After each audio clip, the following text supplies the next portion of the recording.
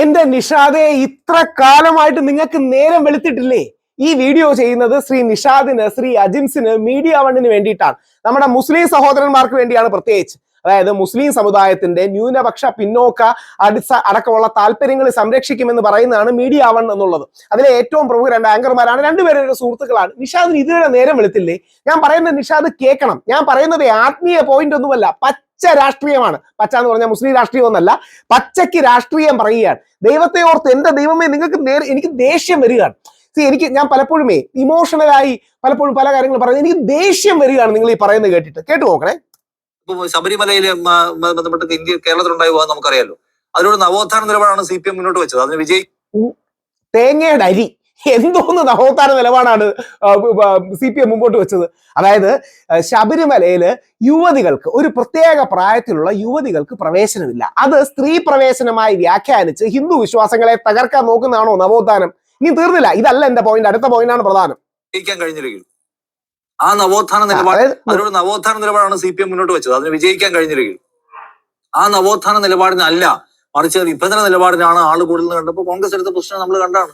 വിഭജന നിലപാടിലാണ്. എന്ത് വിഭജന നിലപാടാണ്? ഇവിടെയാണ് ഞാൻ പറയുന്നത്. എനിക്ക് നിഷാദിന്, അജിൻസിന് വലിയ ഇഷ്ടവും ബഹുമാനവും വ്യക്തിപരമായ സുഹൃത്തുക്കളുമാണ് കേട്ടോ, അത് വേറെ. പക്ഷെ മീഡിയ വൺ അടക്കമുള്ളവർ മനസ്സിലാക്കണം, എന്താണ് ശബരിമല കേസ്? മുസ്ലിങ്ങൾക്ക് പണി കൊടുക്കാനാണ് ശബരിമല വിധി. മുസ്ലിങ്ങളുടെയും ക്രിസ്ത്യാനികൾക്കും പണി കൊടുക്കാനും ഇന്ത്യയിലെ ന്യൂനപക്ഷ അവകാശങ്ങൾ ദുർബലപ്പെടുത്താനും യൂണിഫോം സിവിൽ കോഡ് കൊണ്ടുവന്ന് നമ്മുടെ ന്യൂനപക്ഷങ്ങളുടെ അടക്കമുള്ള അവകാശങ്ങളുടെ മേൽ ഒരു പണി കൊടുക്കാനും ചെയ്യുന്നതാണ് ഈ ശബരിമല. ഇത് നിങ്ങൾക്ക് മനസ്സിലാക്കാൻ കഴിഞ്ഞില്ലെങ്കിൽ എന്ത് രാഷ്ട്രീയ ബോധ്യമാണുള്ളത്? ഞാൻ അതിന്റെ തെളിവ് സഹിതം കാണിച്ചു തരാം, ഒന്ന് കേട്ടിട്ട്. ഒരു അയ്യപ്പ ഭക്തനെ ബൂട്ട് കൊണ്ട് പോലീസ് ചവിട്ടുന്ന ഒരു ചിത്രം ഫേക്ക് ഫോട്ടോഷൂട്ട് ആയിരുന്നു, ഇല്ലെന്ന് പറഞ്ഞില്ല. കോൺഗ്രസ് അണികൾ തയ്യാറായി. അതിന്റെ സാധ്യത ഫേക്ക് ഫോട്ടോഷൂട്ടാണ്, അത് സത്യമാണ്. ഒരു നവോത്ഥാന മൂല്യത്തിന്റെ സാധ്യതയെ കുറിച്ചല്ല പരിശോധിച്ചത്. പിന്നെ രാമക്ഷേത്രം, അതായത് ബേസിക്കലി നിഷാദ് പറയുന്നത്, നിഷാദ്, അജിൻസ് ഇവരുടെ ലൈൻ എന്ന് പറഞ്ഞാൽ ശബരിമലയിൽ ഒരു നവോത്ഥാന നിലപാടുണ്ടായി, വിഭജനം. അതായത് ഞാനൊക്കെ മുമ്പോട്ട് വെച്ച നിലപാട് ഒന്ന് ആർക്കണം, ഞാനും വിരലെണ്ണാവുന്ന വിശ്വാസികൾ മാത്രമാണ് ശബരിമല പ്രക്ഷോഭത്തിന് ഇറങ്ങി തിരിച്ചത്. വന്നപ്പോൾ എല്ലാ പാർട്ടികളും, CPM, BJP, കോൺഗ്രസും എല്ലാം അതിനെ സ്വാഗതം ചെയ്യാൻ, ഞങ്ങൾ അടക്കമുള്ള വിരലെണ്ണാവുന്ന ആൾക്കാർ പോരാടിയാണ് ഇന്ത്യയുടെ ചരിത്രത്തിൽ 4 എന്നുള്ള സുപ്രീം കോടതി വിധി മാറ്റിയത്. RSSന്റെ മുതിർന്ന ചിന്തകനായ ശ്രീ രംഗഹരി ഒരു പുസ്തകം തന്നെ എഴുതിയിട്ടുണ്ട്, ശബരിമല യുവതികളെ കയറ്റണമെന്ന് പറഞ്ഞു. ഇന്നും ശബരിമല യുവതികളെ കയറ്റണമെന്ന് ആഗ്രഹിക്കുന്ന 2 ആൾക്കാരേ ഉള്ളൂ. അത് ഹിന്ദു ഐക്യവേദിയുടെ ശ്രീ RV ബാബുവും BJPയുടെ പഴയ ഇന്റലക്ച്വൽ സെൽ ഹെഡ് TG മോഹൻദാസുമാണ്. അവരുടെ അഭിപ്രായം, അതെനിക്ക് വിരോധമൊന്നുമില്ല. പക്ഷേ ഇതിന്റെ പിന്നിൽ തീവ്ര ഹിന്ദുത്വവാദികളാണ് എന്ന് മനസ്സിലാക്കാത്ത നിങ്ങൾ എങ്ങനെയാണ് മുസ്ലിങ്ങളെ സംരക്ഷിക്കാൻ പോകുന്നത്? ഈ മുസ്ലിം ന്യൂനപക്ഷങ്ങളുടെ സംരക്ഷണം നിങ്ങൾ എങ്ങനെ ഏറ്റെടുക്കും? ഇത് ശ്രദ്ധിക്കണേ. ഇത് അടുത്ത് കാണാവുന്നില്ല, അല്ലെങ്കിൽ അടുത്തുകൊണ്ട് കാണിക്കാം. ഇത് ഞാൻ ഇന്നലെ എന്നല്ല, ഈ ഡേറ്റും കൂടെ ശ്രദ്ധിക്കണം. May 8 കാണാൻ പറ്റുമോ? May 8, 2019. ഇതിനു മുമ്പുള്ള വാർത്തകളുണ്ട്. 2018 തൊട്ട് ഞാൻ പറഞ്ഞുകൊണ്ടിരിക്കുന്നതാണ്. ജല്ലിക്കെട്ടിൽ ഓടിയത് പരമശിവൻ. ശബരിമലയ്ക്ക് പിന്നിൽ തീവ്ര ഹിന്ദുത്വവാദികൾ, രാഹുൽ ഈശ്വർ. ഈ വീഡിയോയും കൂടെ ഉണ്ട്, ആ വീഡിയോയും കൂടെ ഞാൻ കാണിക്കാം. പ്രധാനമായിട്ട് ഇത് മനോരമ അടക്കം, ടൈംസ് ഓഫ് ഇന്ത്യ അടക്കം എല്ലാത്തിലും വന്ന വാർത്തയാണ്. എത്ര വർഷങ്ങളായി പറയുന്നുണ്ട്, ഇവർക്ക് തലേ കയറുന്നില്ലെന്ന് പറഞ്ഞാൽ. ഇതിന്റെ പ്രശ്നം എന്ന് പറഞ്ഞാലേ, ഈ അതായത് നമ്മുടെ ശത്രുക്കളും, അതായത് ശ്രീ നിഷാദിന്റെ പ്രശ്നം എന്താ? നിഷാദിന്റെ പ്രശ്നം അപ്പുറത്ത് RSSകാർ ഇതിന്റെ കൂടെ ചേർന്നു എന്നാണ്. ഒന്ന് ആലോചിച്ച് നോക്കിയ, RSSകാരിൽ വലിയൊരു ശതമാനം ശബരിമല യുവതികളെ കയറ്റണമെന്ന നിലപാടെടുത്താണ് ആദ്യം കോൺഗ്രസ്സുകാരിലും CPMകാരിലും. പിന്നീടല്ലേ എല്ലാവരും മാറിയത്. അന്ന്, അതായത് 2019 എഴുതിയ പോസ്റ്റാണ്, ജസ്റ്റ് ഒന്ന് വായിക്കാം. ഇത് മുസ്ലിങ്ങൾക്ക് വേണ്ടിയാണ്, വിശിഷ്യ മുസ്ലിങ്ങളിലെ ജമാഅത്തെ ഇസ്ലാമിക്കാർക്ക് വേണ്ടിയാണ്, അതിലും വിശിഷ്യ അവരിലെ മീഡിയ വണ്ണിൽ ഇരിക്കുന്നവർക്ക് വേണ്ടിയാണ്, അതിലും വിശിഷ്യ മീഡിയ വണ്ണിൽ ഇരിക്കുന്ന മുസ്ലിം ലിബറലുകൾക്ക് വേണ്ടിയാണ്. ശബരിമല വിഷയം ഉണ്ടാകാൻ കാരണം നോക്കിയോണേ, ശബരിമല വിഷയം ഉണ്ടാകാൻ കാരണം മുസ്ലിങ്ങളോ ക്രിസ്ത്യാനികളോ കമ്മ്യൂണിസ്റ്റുകാരോ അല്ല, തീവ്ര വലതുപക്ഷവാദികളാണ്. തീവ്രത ഹിന്ദു ആയാലും മുസ്ലിം ആയാലും പ്രശ്നമാണ്. തീവ്ര ഹിന്ദു വലതുപക്ഷക്കാർ യൂണിഫോം സിവിൽ കോഡിന് വേണ്ടി ശബരിമലയെ ബലി കൊടുക്കാൻ കരു നീക്കിയതാണ്.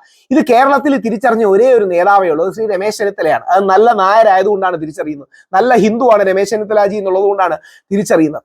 അതായത് ഇതിന്റെ വിഷയം എനിക്ക് ഇതിന്റെ ദേഷ്യം തോന്നുന്നതേ നമ്മുടെ അഭിലാഷിനോ അല്ലെങ്കിൽ നമ്മുടെ നിഷാദിനോ നമ്മുടെ അജിൻസ് ജിക്കോ അല്ലെങ്കിൽ ഇവർക്കൊന്നും ഇതുവരെ ഈ വിഷയം തിരിച്ചറിയാൻ കഴിഞ്ഞിട്ടില്ല. ഈ തിരിച്ചറിവ് നിങ്ങളെ പോലെ സോക്കോൾഡ് മതേതര ലിബറലുകൾക്ക് ഇല്ലാത്തത് കൊണ്ടാണ് ഈ നാട്ടിലെ പ്രധാനമായ പ്രശ്നം. അതായത് യൂണിഫോം സിവിൽ കോഡ് ഇന്ത്യയെ നശിപ്പിക്കുമെന്നാണ് RSSന്റെ സർസംഘചാലക് ഗുരുജി ഗോൾവൽക്കർ പറയുന്നത്. ഈ മുസ്ലിം വിരോധം മൂത്ത് പല ആൾക്കാർക്കും ഭ്രാന്താണ്. അപ്പൊ എങ്ങനെങ്കിലും മുസ്ലിങ്ങൾക്ക് പണി കൊടുക്കണമെന്ന് പറഞ്ഞാണ് അവർ ഈ യൂണിഫോം സിവിൽ കോഡ് കൊണ്ടുവരാൻ നോക്കുന്നത്. ഈ യൂണിഫോം സിവിൽ കോഡ് കൊണ്ടുവരാൻ ഒരു നറേറ്റീവ് സെറ്റ് ചെയ്യണം. ആ നറേറ്റീവ് സെറ്റ് ചെയ്യാൻ വേണ്ടിയാണ് ജസ്റ്റിസ് ദീപക് മിശ്ര എന്ന വലതുപക്ഷക്കാരനും അന്ന് ഇടതുപക്ഷക്കാരനായി പൊസിഷൻ ചെയ്തിരുന്ന ചന്ദ്രചൂഡ് ജിയും, അതായത് പിന്നീട് ചീഫ് ജസ്റ്റിസ് ആയ അന്നത്തെ ബെഞ്ചിലുണ്ടായിരുന്ന ചന്ദ്രചൂഡ് ജിയും യഥാർത്ഥത്തിൽ ചെയ്തത്. കാര്യം ഈ ഹിന്ദു റൈറ്റിനും ഹിന്ദു ലെഫ്റ്റിനും രണ്ടുപേർക്കും യൂണിഫോം സിവിൽ കോഡ് താല്പര്യമുള്ള ഒരു വിഷയമാണ്. അപ്പം ഈ യൂണിഫോം സിവിൽ കോഡ് ഇതാണ് അതിന്റെ കണക്ട്. അതായത് ഇനി ഇത് രാഹുൽ ഈശ്വർ പറയുന്നൊന്നുമല്ല.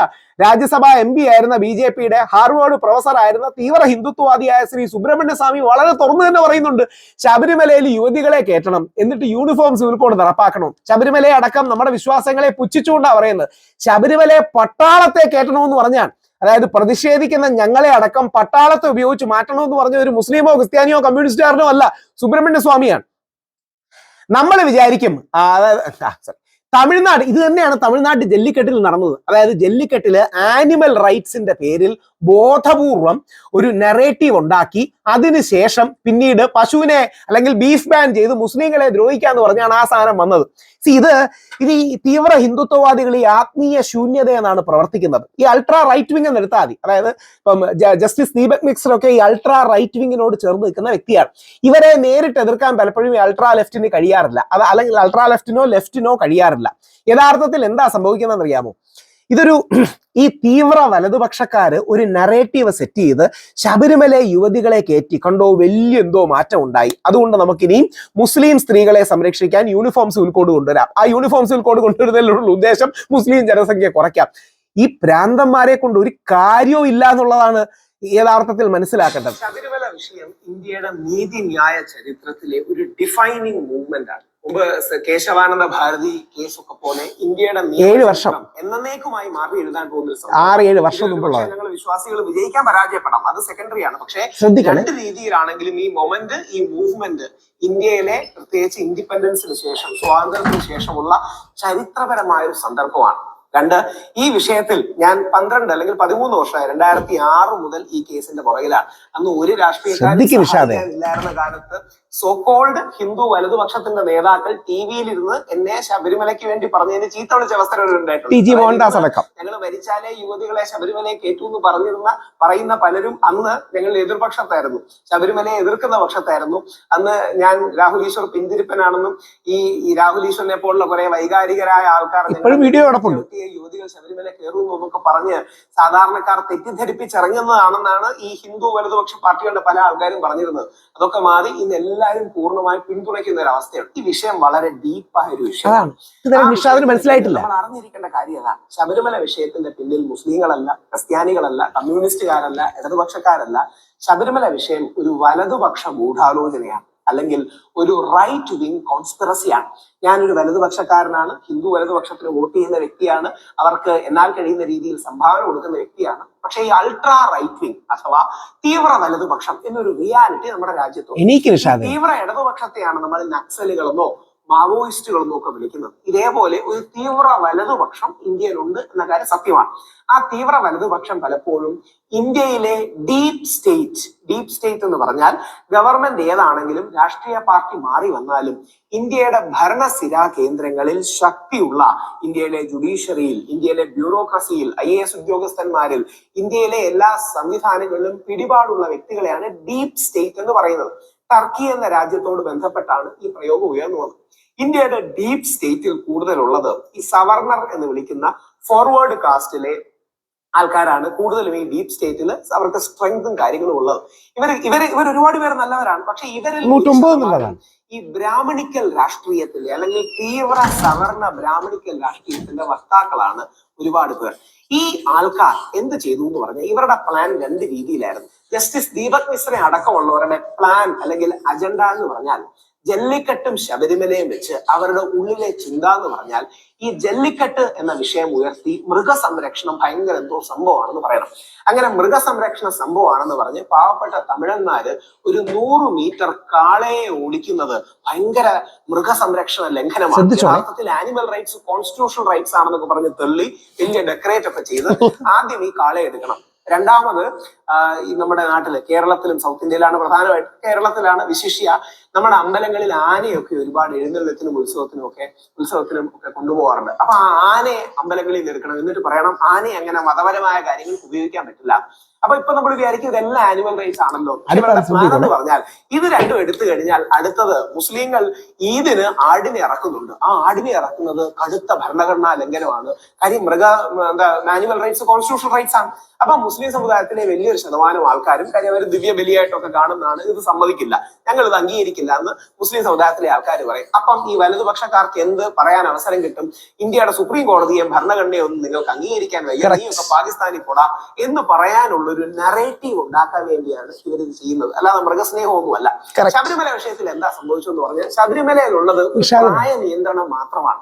ശബരിമലയിൽ ലക്ഷക്കണക്കിന് സ്ത്രീകൾ വരാറുണ്ട്. ശബരിമലയിൽ ആകെയുള്ളത് 10 മുതൽ 50 വയസ്സ് വരെയുള്ള സ്ത്രീകൾ, യുവതികൾ എന്നൊക്കെ പൊതുവെ വിളിക്കപ്പെടുന്ന പ്രായത്തിലെ സ്ത്രീകൾക്ക് അവിടെ ഒരു പ്രായ നിയന്ത്രണമുണ്ട്. ഇത്രയുള്ള വിഷയം. ഇത് ശരിയാണെന്ന് വാദിക്കാം, തെറ്റാണെന്ന് വാദിക്കാം. പക്ഷെ ഇത് വെച്ച് ജസ്റ്റിസ് ദീപക് മിശ്ര എന്ത് ചെയ്തു എന്ന് പറഞ്ഞാൽ ദീപക് മിശ്ര വളരെ വിദഗ്ധമായി ഇത് കറക്കി കൊണ്ടുവന്ന് ഇത് ഞാൻ പറയുന്നതിന് ഒരു ക്രെഡിബിലിറ്റി കൂടിയത്, അതായത് കഴിഞ്ഞ 1.5-2 വർഷമായിട്ട് ഞാൻ ഇത് പറഞ്ഞുകൊണ്ടിരിക്കുകയാണ്. സുപ്രീം കോടതി ജഡ്ജിയായ ജസ്റ്റിസ് കുര്യൻ ജോസഫ് അദ്ദേഹം ജോലിയിൽ നിന്ന് റിട്ടയർ ചെയ്ത് 2ാം ദിവസം പറഞ്ഞു, justice Deepak Mishra remote controlled ആണ്, അജണ്ടകൾ വെച്ച് പ്രവർത്തിക്കുന്നവനാണ്. സർവോപരി ശബരിമലയെ ശക്തമായി പിന്തുണച്ച കുര്യൻ ജോസഫിനെ കാര്യം പോലും പറയാതെ ബെഞ്ചിൽ നിന്ന് ഒഴിവാക്കിയ വ്യക്തിയാണ് ശ്രീ ദീപക് മിശ്ര. കുര്യൻ ജോസഫ് മനോരമ ജോണി ലൂക്കാസ് സാറിന് കൊടുത്ത ഇന്റർവ്യൂ ഓരോ ഇന്ത്യക്കാരനും കാരണം എന്നെ എന്താ മാറ്റിയെന്ന് എനിക്ക് ചരിത്രവും പറയും. ഒരു ജഡ്ജിക്ക് അത്രയൊക്കെ പറയാൻ പറ്റും, പക്ഷെ എനിക്ക് സാധാരണക്കാരനായിട്ട് കൂടുതൽ പറയാൻ പറ്റും. ജസ്റ്റിസ് ദീപക് മിശ്ര ഇത് മനൂവർ ചെയ്ത് കൊണ്ടുവന്ന് അവസാനം പുള്ളി കൊണ്ടെത്തിക്കുന്ന ഇതാണ്, ഹിന്ദു സ്ത്രീകൾക്ക് വേണ്ടി ഞങ്ങൾ വലിയൊരു ത്യാഗം ചെയ്തു. കണ്ടോ, ശബരിമലയിൽ സ്ത്രീകൾ, യുവതി പ്രവേശനമാണ് പക്ഷെ അതവർ പറയില്ല, ശബരിമലയിൽ സ്ത്രീകൾക്ക് കയറാൻ ഞങ്ങൾ അനുവദിച്ചു, എന്തോ വലിയ മഹത്വം ഞങ്ങൾ ചെയ്തു. ഇനിയും നമ്മൾ മുസ്ലിം സ്ത്രീകളെ സംരക്ഷിക്കാൻ വേണ്ടി യൂണിഫോം സിവിൽ കോഡ് കൊണ്ടുവരണം. ഇതാണ് ബേസിക് അജണ്ട. ഈ നറേറ്റീവ് ഉണ്ടാക്കാൻ വേണ്ടി അതിവിദഗ്ധമായി കളമൊരുക്കുന്നതാണ് സാധനം. അപ്പൊ ആരെങ്കിലും പറയും മുസ്ലിങ്ങളുടെ വികാരമാണ് അല്ലെങ്കിൽ അവരുടെ മതവിശ്വാസമാണ്, നമ്മൾ കയറി ഇടപെടണ്ട. അപ്പം പറയാം അങ്ങനെ പറ്റില്ല, ഹിന്ദുക്കൾക്ക് വലിയ വികാരമായിരുന്നു ശബരിമല, പക്ഷെ ഞങ്ങൾ ഇടപെട്ട് റിഫോം ചെയ്തു, അതുകൊണ്ട് ഈ അവസരത്തിന് വേണോ. ഇതുകൊണ്ടാണ് നൌഷാദ് അഹമ്മദ് ഖാൻ എന്നൊരു മുസ്ലിം സമുദായത്തിൽ പറഞ്ഞ വ്യക്തിയാണ് ഈ കംപ്ലൈന്റ് കൊടുത്ത ആൾക്കാരിൽ ഒരാൾ. ഇയാളെ പരമാവധി ഹൈലൈറ്റ് ചെയ്തു. കാര്യം നാളെ ഒരു ഹിന്ദു, ഇദ്ദേഹത്തിന് താല്പര്യമുള്ള ഏതെങ്കിലും ഹിന്ദുവിനെ വെച്ച് ഈ മുസ്ലിം പേഴ്സണൽ ലോയ്ക്കെതിരെ കേസ് കൊടുപ്പിക്കും, എന്നിട്ട് യൂണിഫോം സിവിൽ കോഡ് കൊണ്ടുവരാൻ ശ്രമിക്കും. അപ്പൊ ആരെങ്കിലും ഒബ്ജക്ഷൻ റേസ് ചെയ്താൽ അദ്ദേഹത്തിന് ഈസി ആയിട്ട് പറയാം, ശബരിമലക്കെതിരെ ഒരു നൌഷാദ് അഹമ്മദ് ഖാൻ കേസ് കൊടുക്കാമെങ്കിൽ എന്തുകൊണ്ട് യൂണിഫോം സിവിൽ കോഡിന് വേണ്ടി മുസ്ലിം പേഴ്സണൽ ലോയ്ക്കെതിരെ ഒരു ഹിന്ദുവിന് കേസ് കൊടുക്കാൻ പറ്റില്ല? അപ്പൊ ഇങ്ങനെ വളഞ്ഞ വഴി ദീപക് മിശ്രാജി. ഈ കള്ളത്തരത്തിന്റെ ആഴം മനസ്സിലാവുന്നുണ്ടോ? ചുമ്മാ ഈ കള്ളത്തരത്തിന്റെ ആഴം മനസ്സിലാവുന്നുണ്ടോ? നവോത്ഥാനവും കറക്റ്റ് വ്യക്തിയാണ്. ഇത് പറയുന്നത് എന്റെ ആരോപണമല്ല. അദ്ദേഹമാണ് ആദ്യമായി ഇന്ത്യയിൽ സുപ്രീം കോടതിയിലെ ജഡ്ജിമാർ ഇദ്ദേഹത്തിനെതിരെ പരസ്യമായി പത്രസമ്മേളനം വിളിച്ചു. ആ ജഡ്ജിമാരാണ് ഇന്ത്യൻ ജനാധിപത്യത്തെയും ജുഡീഷ്യറിയെയും രക്ഷിച്ചത്. ദൈവം, എന്റെ വിശ്വാസം അവര് ദൈവം അയച്ചതെന്നാണ്.